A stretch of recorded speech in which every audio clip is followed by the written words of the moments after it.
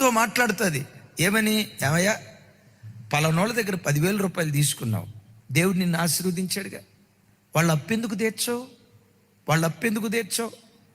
ఆ పేద వెధవరాల దగ్గర 1,00,000 రూపాయలు తీసుకున్నావు. అరే 10,00,000 రూపాయలు తీసుకొని 10 సంవత్సరాలు అవుతుంది. నువ్వు ఇప్పుడు కోట్లాధిపతి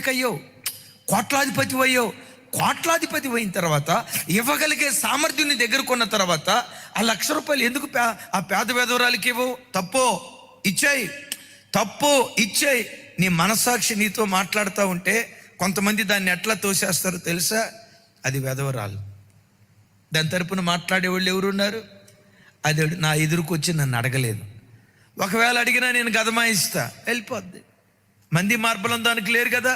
నేను కోటీశ్వరుని, నేను ఆడిందే ఆట, పాడిందే పాట, నన్ను అడిగేది ఎవరు?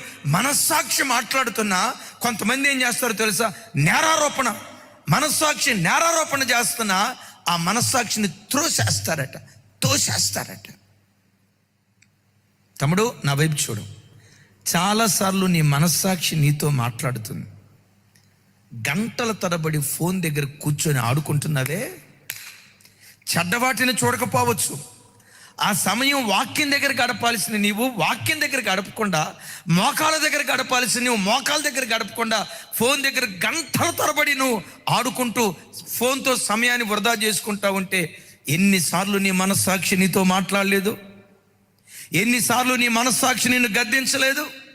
ఎన్నిసార్లు నీ మనస్సాక్షి నీ మీద నేరారోపణ చేయలేదు? ఇన్నిసార్లు గద్దించిన కొన్నిసార్లు నువ్వేం చేసావో తెలుసా? త్రోసివేసావు. అలా త్రోసివేస్తే ఏం జరిగిందో తెలుసా? విశ్వాస ఓడ బ్రద్దలైపోద్ది. దానికి మించి ఒంటిలో వణుకు పుట్టించే మాట ఏంటో తెలుసా? మనస్సాక్షిని పదే తృణీకరించి వాత వేయబడిన స్థితిలో ఎవరైతే బ్రతుకుతారో వారినట దేవుడు, వినండి, వారినట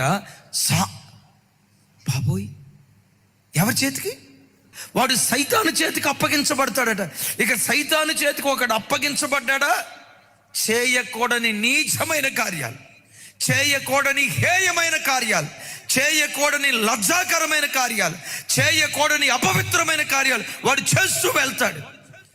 ఒరే, వీడు చర్చికి వెళ్ళేవాడు కదా, ఎంత ఘోరంగా ఎట్లా బ్రతుకుతున్నాడు?